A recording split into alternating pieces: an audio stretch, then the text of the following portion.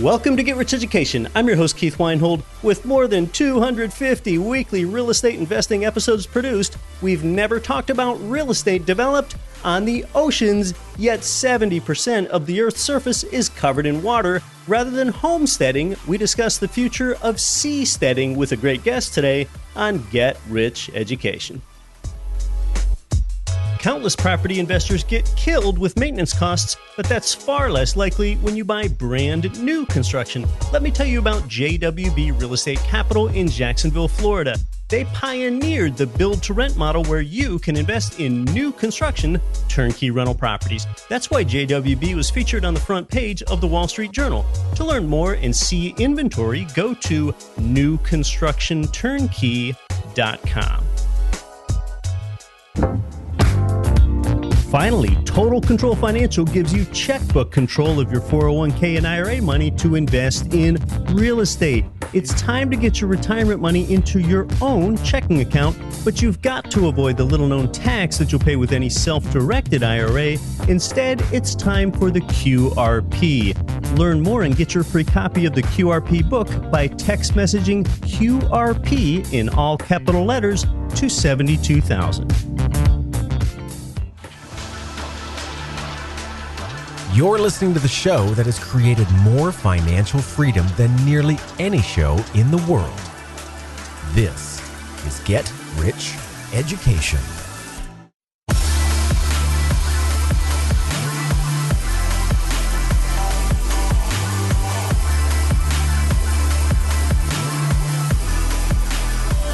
Welcome to GRE, from St. Petersburg, Russia to St. Petersburg, Florida, and across 188 nations worldwide.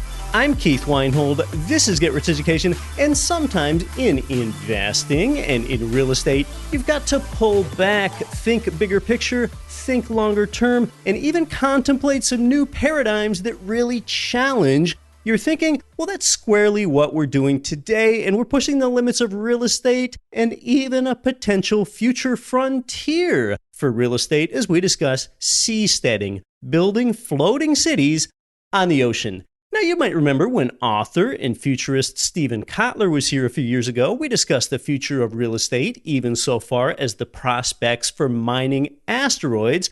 Way back in episode 13, I discussed how autonomous cars, driverless cars, will change the future of real estate, as you're going to see today, whether it's autonomous cars or seasteading. A fundamental change to the very chessboard that real estate sits on top of can disrupt how humans interact with each other. Seasteads make you more mobile. Your taxes go down when you have choice, and this mobility, where you can just float your home or community over to an adjacent seastead. So it's really then often about a human desire for values like freedom and choice and liberty. Now, agriculture, or aquaculture as it may be in this case, can thrive on seasteads. The Seasteading Institute was founded by Peter Thiel, the well-known entrepreneur and venture capitalist. We'll talk with the Seasteading Institute's president in just a few minutes here. You'll see that it isn't just Peter Thiel, but there's an intersection with the famous Nobel Prize-winning economist Milton Friedman here as well. I want to remind you that you're invited to join me October 10th to 12th, 2019 in Tampa, St. Petersburg, Florida for Get Rich Education's Tampa Bay Real Estate Field Trip. And yes, we're staying squarely on terra firma for this land-based tour. Day 1 will have a casual opening night meet and greet. Day 2 is a day of speakers in the classroom with me and my Tampa team at the Hyatt Place Hotel in St. Petersburg, Florida, which is our event hub and preferred place to stay. Then day 3, we'll load up on the coach and tour cash-flowing properties. It's just north of St. Petersburg, Florida, where you'll find that cash-flowing sweet spot. You can meet me and talk to me too. I would like to meet you. I can virtually guarantee that there will be time for that. You'll even notice that we kept the event cost down for you as well. You can get the absolute best price if you register soon before the early bird discount ends. Get all the details at realestatefieldtrip.com. Again, the dates are October 10th to 12th, 2019. That is Thursday night until Saturday afternoon. You can register and get all the details for Get Rich Education's Tampa real estate field trip all at realestatefieldtrip.com. I'll be hosting you there, and I look forward to meeting you personally in terrific Tampa, St. Petersburg, Florida. Let's talk to whom I'll call the chief sea evangelist for seasteading. We had a few audio bumps early in our chat here. They soon dissipate. Let's expand paradigms and talk about floating cities on the world's oceans.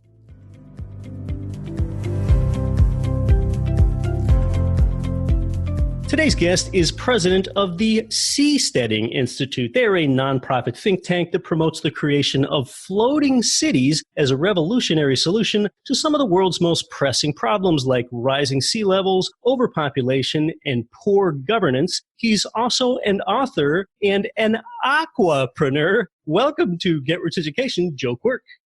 Thanks for inviting me, Keith. I've been looking forward to this.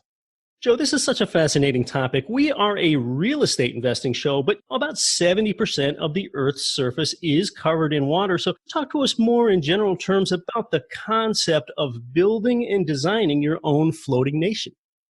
It's a Silicon Valley approach to the problem of poor governance. We have 193 national governments, basically with complete control over 7.5 billion people. And Steve Wozniak didn't bring the personal computer to us by proposing it to Hewlett-Packard. He broke away and founded his own company with Steve Jobs, and that became the first Apple computer. So seasteaders ask, where will the Wozniaks of governance go? Where can the innovators discover better ways of governing ourselves? I became fascinated by seasteading when I met Patri Friedman, who's the grandson of Milton Friedman. And he explained to me how half the world's surface, 45% of it, is unclaimed by any nation state. And as you said, more than 2/3 of it is basically the ocean. We live on less than 1/3 of it. And this is a great research and development world where we can create floating cities or floating small homes on the ocean where governance providers could provide different versions of different governments. And as long as people can choose among them voluntarily, we think better solutions will emerge. So I think of them as like iPhones of the sea. You know, seasteads will be the platforms and you bring your governance app and then people can choose among them. There are so many great ideas out there and we need a place for people to try them.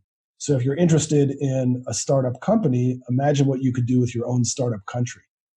So substantial motivation here is proliferation of free enterprise. And I do want to ask you about that some more. But before we leave land, why not just do this on land? New nations are created seemingly every other year anymore. I mean, just in the past few decades, we had the creation of nations like North Macedonia and Montenegro and Eritrea. So why do this at sea rather than on land if you want to kind of promote this system in this society of free enterprise and freedom of ideas? I describe in the Seasteading book how rapidly the creation of new countries has been accelerating. Yeah. This is a measure of the demand for something different. The problem with doing this on land is that every rock and island and obscure little atoll is claimed by some country. So I described Steve Wozniak. It's like him trying to propose the personal computer to Hewlett-Packard, which he was loyal to. He wanted to work at Hewlett-Packard. But they rejected this crazy personal computer idea 5 times in a row. Why would people need a personal computer? Well, he decided to go out and prove it himself. He didn't have another place to go. The initial Apple computer never would have been created. And as a matter of fact, the Apple is what I'm talking to you on right now. So the number of ideas out there for different ways to govern ourselves, whether it's on blockchain or it's on futarchy, if you follow Silicon Valley blogs, people are proposing all sorts of fascinating ideas for how people can instantiate new rules appropriate for the 21st century. But there's no place they can try these out.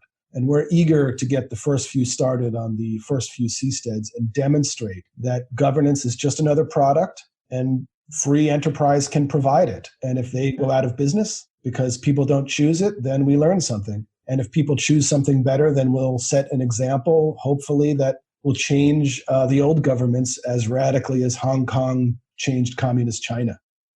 Yeah, it's interesting with capitalism, and you bring up Hong Kong. Really, if you look at the way things have unfolded economically in the past few decades, Hong Kong's capitalism has kind of embarrassed China into giving China more ideas to be more free. I mean, China has set up a special economic zone called Shenzhen. Rather than a startup company, it's sort of a startup city, if you will.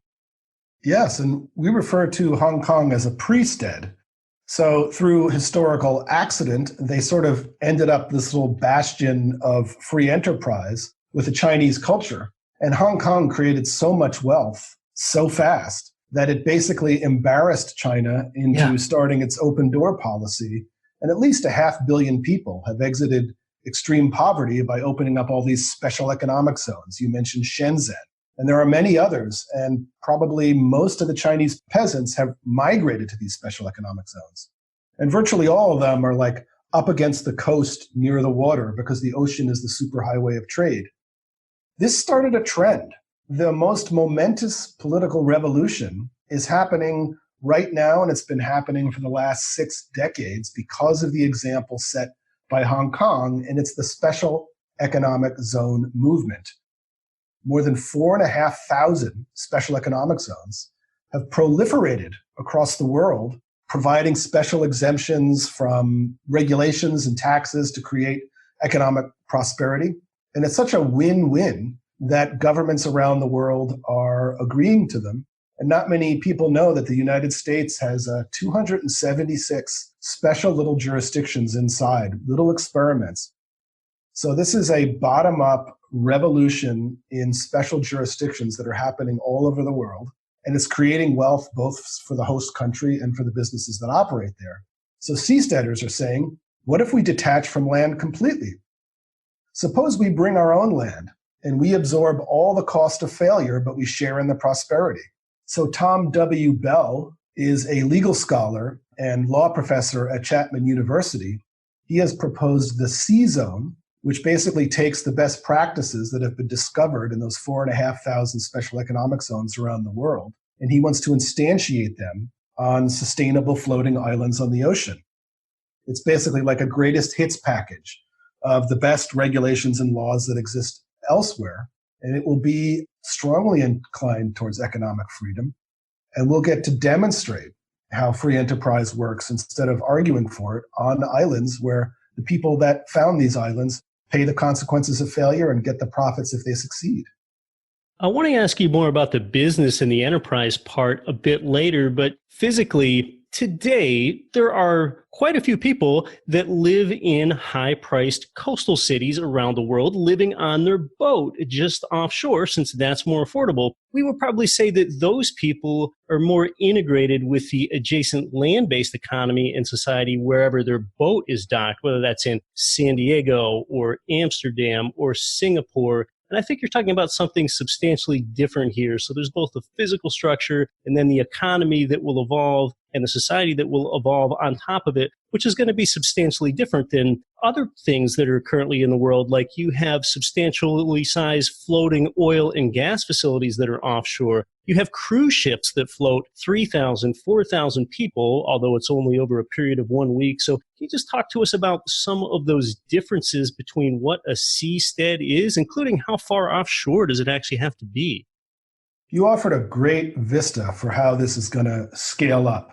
So I live in the San Francisco Bay Area, where because, in my opinion, housing supply is restricted, rents are some of the highest in the world. Yeah. So many people live on boats because it's cheaper to live on a boat than to actually build a house or to rent a tiny apartment. And a friend of mine, a fellow seasteader, is actually starting a company to build floating single-family seasteads in the Bay Area, which he thinks he can beat the per square footage price point and demonstrate seasteads working in waves.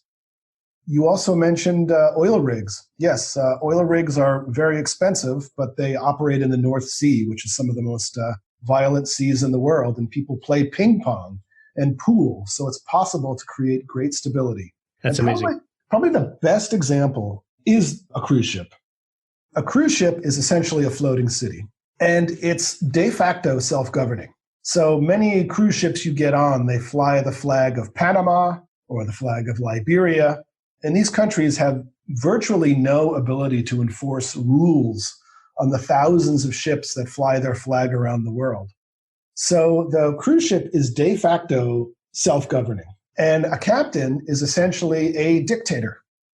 If you get in a fight or get drunk or assault one of the women, he can lock you in the brig. He can drop you off at an abandoned island and just wave bye-bye. Happens all the time if you misbehave on a cruise ship. What are you going to do? Sue him in Liberian court? So the question becomes, why don't these tin pot dictators flog their passengers and keel haul their employees? Well, it's because people have choice. Passengers can write a negative review and go choose another cruise line. And that works for employees too. Employees can quit and go choose another cruise line. And you can go online and complain and hurt their business. The cruise company is incentivized to constantly innovate and provide better governance. And it's not because they're necessarily nicer people than politicians. It's that they'll go out of business if they don't provide this governance. There's competition. There are other cruise ship lines. Yes, market competition among governance providers. Now, imagine if cruise ships never docked. What if they floated permanently?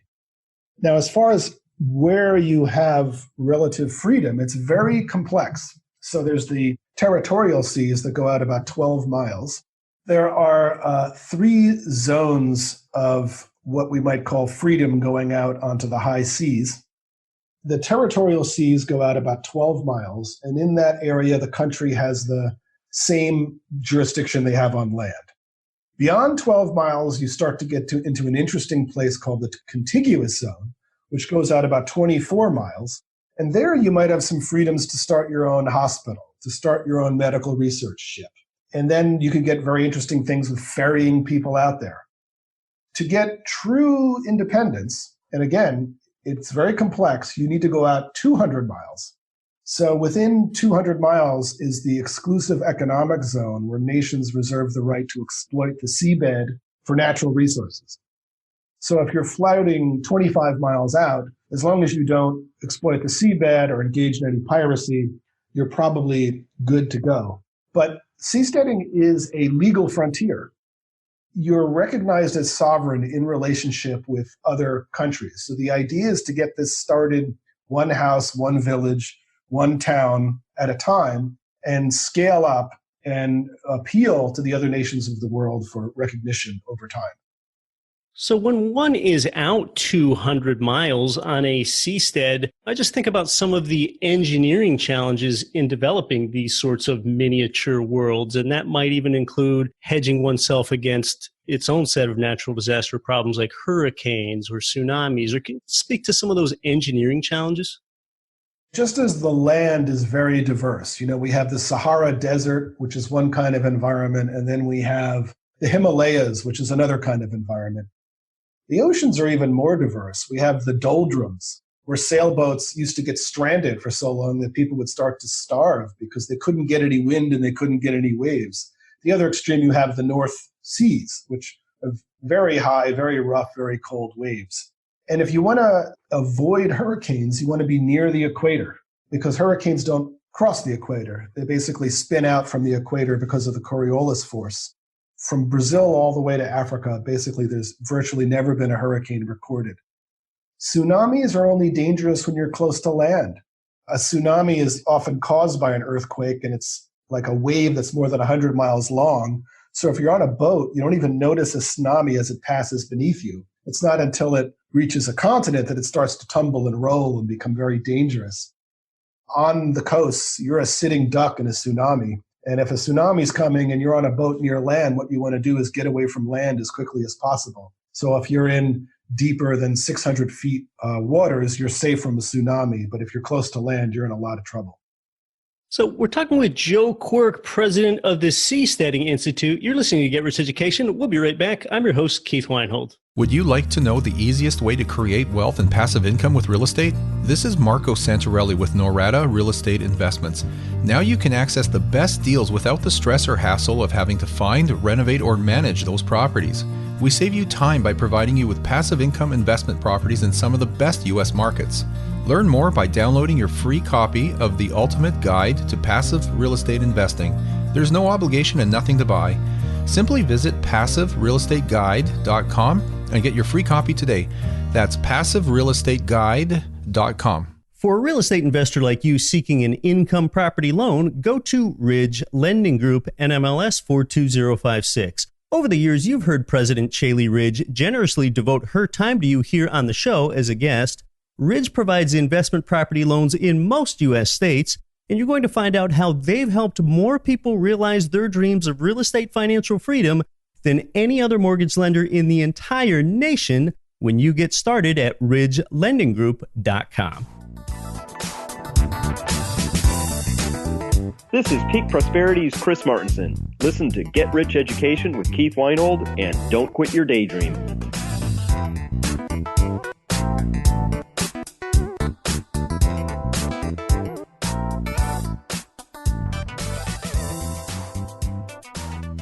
Welcome back to Get Rich Education. We're talking with Joe Quirk. He's the president of the Seasteading Institute. Joe, you started the show by talking about how this is basically a Silicon Valley approach with seasteading, having these floating cities, promoting the idea of free enterprise. A few hundred years ago, migrants left Europe to come to the New World, the United States, and a lot of those people crossed the Atlantic for freedom of expression and religion and freedom of ideas. Today, many would say that the U.S. government has grown so large that it's just full of these inefficiencies and bloated staffs and sometimes over-regulation. So with that in mind, are there any parallels between what has happened to the United States and what a seasteading society could evolve into? The North America was basically a giant seastead where people dissatisfied with the old governments came to try out their wacky, crazy ideas. Among them, democracy, ideas that people could govern themselves, ideas that women could vote. These ideas were crazy at the time, ideas that people shouldn't be allowed to dance. So people founded different states and territories, and the more dissatisfied they got, the further west they moved.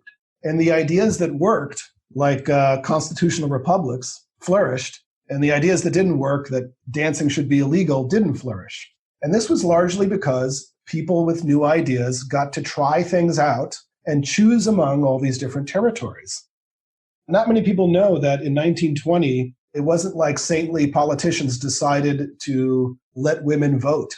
It actually emerged, as it's described in the Seasteading book, from competition among territories. Wyoming had a 6-to-1 gender ratio, and they were trying to find a way to attract women to move out there. Because women had choice among different territories, they were able to demonstrate that women can vote and the world doesn't descend into dystopia.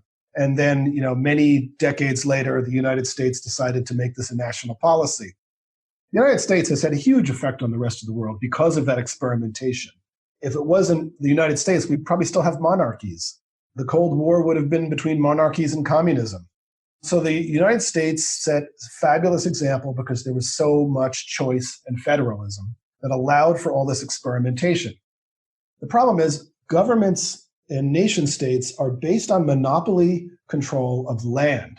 And this was the insight that blew my mind about seasteading and got me interested, which is that the reason regulations expand and don't ever go away, right, and that people who are trying to create seaweed farms and fish farms using 21st century technologies have to contend with regulations written in the 1970s.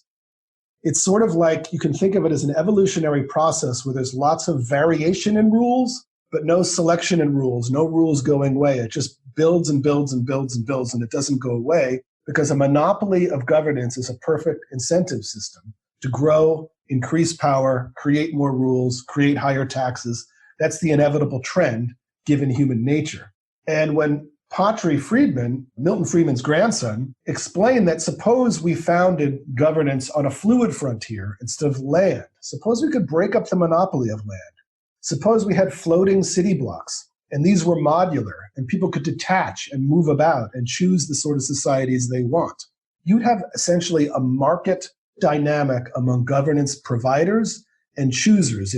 We call it voting with your house. And that's what made me realize that would be variation in governance providers and selection by residents. And this would be evolution in governance itself, which is the most important problem we need to solve if we're going to move into the future. So if we could have more startup governments and they could disassemble and move about and go bankrupt and flourish if people chose them and expand, we would have unpredictable innovations. And I think predicting what those innovations would be is akin to Ben Franklin predicting how Manhattan Island is going to work. He couldn't imagine what it could be, but he knew that if we tried something new in a new world, something spectacular could emerge if you attract the best people. So we want to create more floating islands on the ocean to unleash this experimentation. So some might ask, why do this at sea where you move your floating platform? Because today, if there's something you don't agree with, you have the option of moving with your feet to another state or to another country. I mean, a lot of people said that if Donald Trump were elected president, they would move out of the United States, and then they didn't actually do that in almost every case. But how does that differ, moving on land versus moving on sea? Well, it's very similar. We have a low-level residual federalism going on. So I live in California, and yes, I am quite amused that when Barack Obama was elected, all my Texas friends said, "We're seceding," in California, and said, "You're crazy." And then Trump was elected, all the Californians said, "We're seceding." And I'm like, why can't everybody have what they want? Why are we forcing other people to do what we want? So I am in California very frustrated by my high taxes. And every time people go to the polls, my wife and I are taxed more. You know, we both run businesses and own homes. And right next door is Nevada, which has no income tax. As far as I know, no sales tax. But California is so beautiful. But if you notice, being able to choose between Florida, which has no income tax, and California, which has high income tax, allows the state taxes to be relatively low. It's much harder to renounce my citizenship. And all of a sudden, for some strange reason, my federal taxes are very high. So Peter Thiel pointed this out when he co-founded the Seasteading Institute with my co-author, Patri Friedman, that the more mobile you are and the more choice you have, the lower you're taxed because you're driving the incentives for taxes to go down. So capital is very mobile and it can move around to different jurisdictions and it's taxed relatively lowly. I can move among states. So that's kind of an intermediate ground that incentivizes different states to drive down their taxes. It's very difficult for me to renounce my citizenship. So as a business owner and a homeowner in California, I'm taxed quite high. And the economist Dan Mitchell argues that the lowering of taxes during the 80s was not the result of politicians and their promises, but was the result of tax havens, most of which are island nations, offering better deals at lower taxes, creating tax competition, which drove down taxes in the United States and in the EU. So the more competition you have, the more choice we have, the more governance providers have to hustle to please us, the better it is for us. And seasteaders want to accelerate that market competition among governance providers.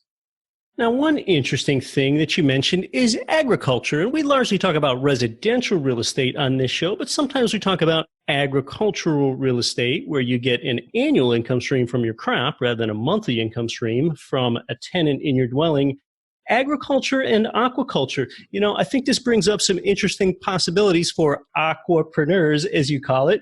On land, we grow a lot of soy and corn and wheat and really a lot of things that aren't all that healthy once you learn more about nutrition. But aquaculture gives one more opportunity to raise healthier, more nutrient-dense crops like seaweed and algae farming and things like that. So can you talk to us about that and what some of these people are actually doing in these seasteads? Yes, some of the most passionate seasteaders are seaweed and algae cultivators who are eager to get outside existing jurisdictions and scale up seaweed farming on the sea. So you're right, corn, wheat, and soy, they're not that healthy. They're bad for the environment, and our use of agriculture dumps tons of nutrient and carbon pollution into the oceans, creating dead zones that affect marine mammals. I wrote a whole book about that. But aquaculture can restore the environment. Seaweed can absorb this carbon and nutrient pollution. And seaweed is many times more healthy than corn, wheat, and soy, and at least 8,000 edible species have been counted. And if it makes you say, ugh, I don't want to eat seaweed, we already eat seaweed. It's in our products. It's in our toothpaste. It's in our beer. If we had coffee this morning and creamer, it's in our coffee creamer. If you ate a piece of bread, algae products were probably in the fertilizer used to grow the wheat. So algae and seaweed are already integrated into our foods and many of the products we use. Many of them are complete proteins with high fiber and the best kinds of fats. Fish don't synthesize their own omegas, 6s, and 3s. They get it by eating algae. So we can go to the base of the food chain, which is algae and seaweed. We can scale up mass seaweed farms on the ocean. And lots of seaweed aquapreneurs want to do this. And we could basically transition from agriculture to aquaculture, open up vast tracts of land on the continents, and use this space on the ocean to farm seaweed. The problem is all the regulations to control seaweed are so onerous that I'm making a documentary right now about a mussel farmer who had to go 3 miles outside California waters in order to succeed as a mussel farm. And there are several seaweed farmers in my book that are featured with their plans for what they could unleash healthier, better, environmentally restorative food on the oceans. So aquaculture is just one type of industry and commerce that could take place in a seasteading nation. And when we think about industry and commerce and how that intersects with escaping government, oftentimes one thinks of the word regulation. How much government oversight is there on industries? And with regulation, I think a lot of people would agree that some is good. We want the FDA to, for example, maybe give approval to a new drug if they can do it in a short period of time. But the problem with a bloated government and a lot of processes is sometimes it takes too long to figure those things out. But we think about regulation as kind of a balance between safety and innovation. So how should seastead communities regulate, or should they? So regulations are a market service just like anything else. And people can't cooperate without rules that they agree on. And I don't have a problem with regulations per se. I have a problem with the monopoly on the provision and enforcement of regulations. Because if you have one monopoly of regulators who can't go out of business and they're in charge of an entire industry, they have no incentive to allow things to happen, but they have a very large incentive to prevent disasters. So the FDA is a good example. New people with new innovations can't easily enter the market because it costs, billions of dollars and often more than a decade to bring a new drug to market. So, and the FDA regulators are in an impossible position where they can't be experts on everything that comes across their desk. So they have to approve things in consultation with experts in the industry. So they inevitably create this back and forth friendship relationship that becomes corrupted. What people don't know is that on the ocean, there are many, many free market regulators that operate. Matter of fact, we owe our safety on ships to more than 50 marine classification societies that compete to provide regulations. So if you're building a ship in Singapore, you are competing to have the imprimatur, the stamp of approval of one of these highly respected regulators who can come to you and say, I want an office on your shipyard. I want to inspect this and inspect that. And you have to prove to our people that all these things are safe. The shipbuilder is so eager to demonstrate that their ships are safe, they compete to please the regulators, and the regulators compete to be the ones that have the most respect. This is also true of fish food. If you look at fish sticks in your local supermarket, you'll find little stamps of approval by little free market regulators. These are not state enforced.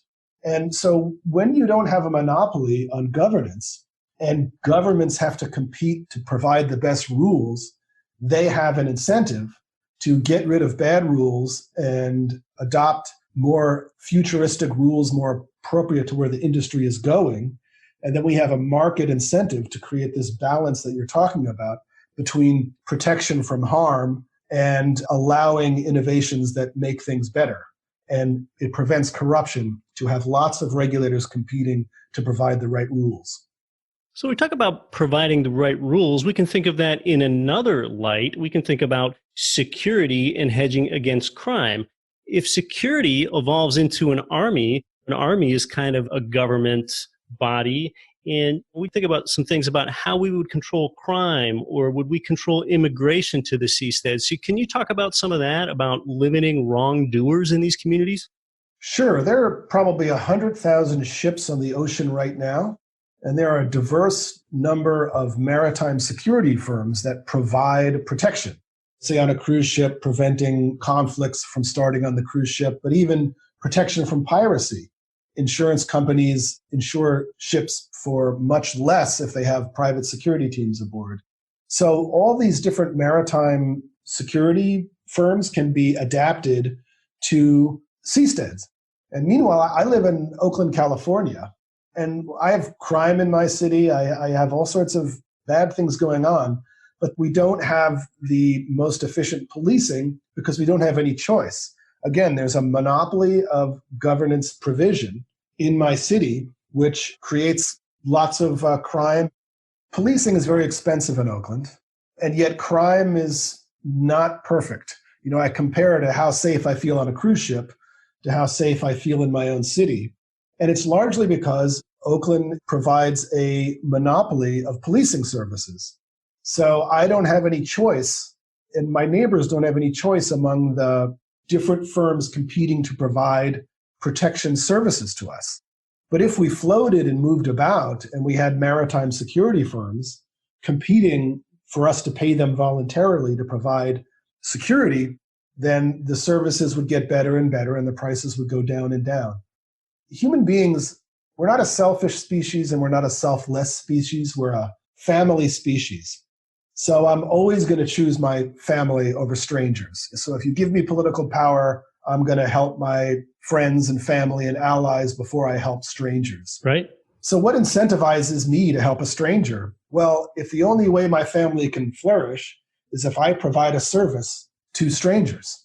So that's the sort of situation we can create in decentralized world where the land itself is decentralized beneath us. If all the land is connected in continent, that creates an incentive for a military government to control a vast amount of people. And then all the people that have that kind of power serve their allies, families, and friends before they serve strangers. And we want to engage human nature to serve others, accepting that human beings are fundamentally self-interested. You mentioned that there are currently 100,000 ships on the sea in the world. Is there a current seasteading population? There was off the coast of Thailand for about 2 months. I read about that. My friends Chad and Nadia fell in love and decided to demonstrate that seasteading works and built one outside the territorial seas of Thailand in a very calm sea known as the Andaman Sea. The Thai Navy immediately took issue with that and rowed out and confiscated the seastead and issued a charge that includes the death penalty. My friends had to go on the run, and they're safe now. I'm very grateful for that. But so far, the Thai police have not issued a charge. This was just the Thai Navy that reacted this way. This is very unfortunate for my friends and provoked a lot of anxiety in people they love. I think this has been ultimately good for the seasteading movement because it sparked an international conversation. And now we're talking with other governments that are interested in being host countries for the first seasteads off their shores. And I'm very excited by that. And that was largely provoked by this incident. So I think other countries around the world won't be as hostile to people seeking independence outside their territorial seas.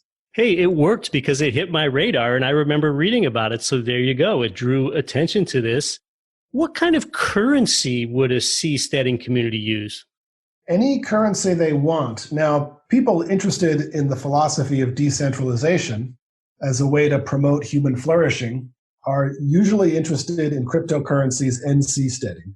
Matter of fact, back when most people thought seasteading was crazy, when I would show up at the Bitcoin conference, they'd all be saying, "Hey, we love you guys. Oh, I've always wanted to be involved." So the first seastead was paid for with Bitcoin.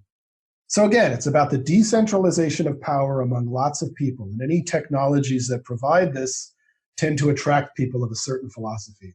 So many people with this philosophy that love seasteading also are interested in cryptocurrencies. But the fact is, you can use whatever kind of currency you want on your seastead. That's the thing. It's a blank slate, relatively. where you can provide your own services, your own sort of society. So we always say, stop arguing, start seasteading. You don't have to argue about your political opinions. You could buy a seastead, gather your allies, and try to make it work in reality, and then demonstrate your ideas by getting people to voluntarily choose to move to your seastead. Well, Joe, this is a huge subject. I'm sure we could go on for hours, but before you tell our audience how they can find out more about you and seasteading, tell me, how far away are we from a legitimate seastead nation? A legitimate seastead, I think we could have one in the next year or two. We've got the architecture, we've got the technology, we've got the engineers, and we've got businesses and investors ready to go. We just need to find the location. What it would take to actually have a floating nation on the high seas that's actually recognized by the other nations of the world. I mean, I can imagine Kiribati, spelled Kiribati, is an island nation that's the first one scheduled to sink below sea level probably by the end of this century. I can imagine them transitioning into being a floating society of seasteads. And then you'll have a humanitarian claim.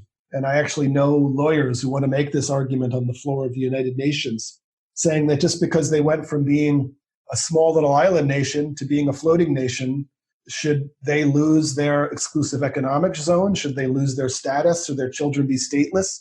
And I think we have a humanitarian claim that they should be recognized. Well, now we have a precedent. Suppose someone else builds seasteads right next door. Should they be recognized as sovereign? There are seamounts, which are basically underwater mountains that come up very close to the surface in very calm seas. There are tens of thousands of these being discovered in the Pacific especially. And if people want to attach to these and float seasteads, will they be recognized? If they have floating airports? I imagine these happening by 2050, and the company we work with, Blue 21, has an ambition to get 1 billion people on the ocean by 2050. And they're starting now. Check them out, Blue 21. They're a Dutch firm that have designed our seasteads for island nations. And the Dutch definitely understand the problem with rising oceans and dikes. Yeah, like few others would, for sure. Yes, this just brings up a ton of interesting questions. Well, if you want to learn more about seasteading, I know at seasteading.org that you have a number of photos and that you can actually see how these structures look. But is there any other way that our audience can best learn more about seasteading, Joe? Well, I wrote a book with Patry Friedman, who's Milton Friedman's grandson, called Seasteading: How Floating Nations Will Restore the Environment, Enrich the Poor, Cure the Sick, and Liberate Humanity from Politicians. And I run seasteading.org, which is a nonprofit. It totally relies on donations. And more than 1,000 people have donated to the Seasteading Institute during its 10-year history. So a lot of people really want to see this happen. And this has helped support our video series. I've done a lot of talks, shown a lot of videos, and our latest one is Tough Questions Answered. So if you go to seasteading.org, check out Tough Questions Answered. So in 1 or 2 minutes, we answer questions, what about hurricanes? What about pirates? What if countries invade? How will the law work? We just answer all these questions. Seasteading requires us to flip our assumptions about how society works and think in a new way. Well, it's extremely interesting. I know Seasteading has a number of fans, so if you're interested, start at seasteading.org. Joe Quirk, it's been great having you here on the show. Thanks for inviting me, Keith.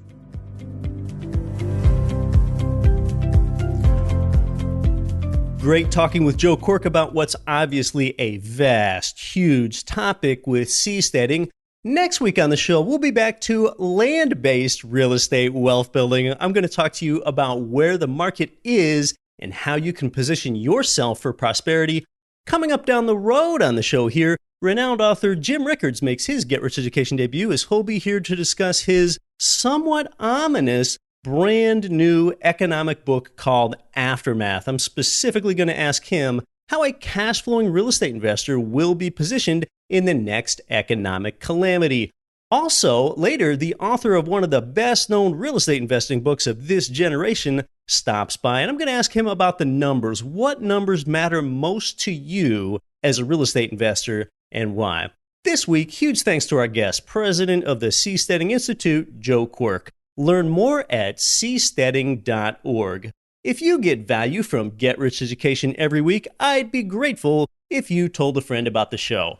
I'm your host, Keith Weinhold, and as always, I'll return faithfully next week to help you build your wealth. Don't quit your daydream.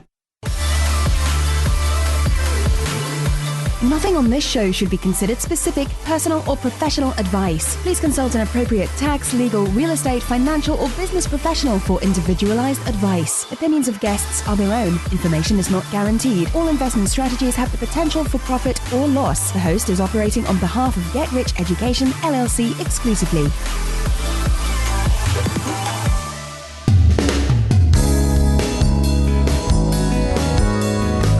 The preceding program was brought to you by your home for wealth building, GetRichEducation.com.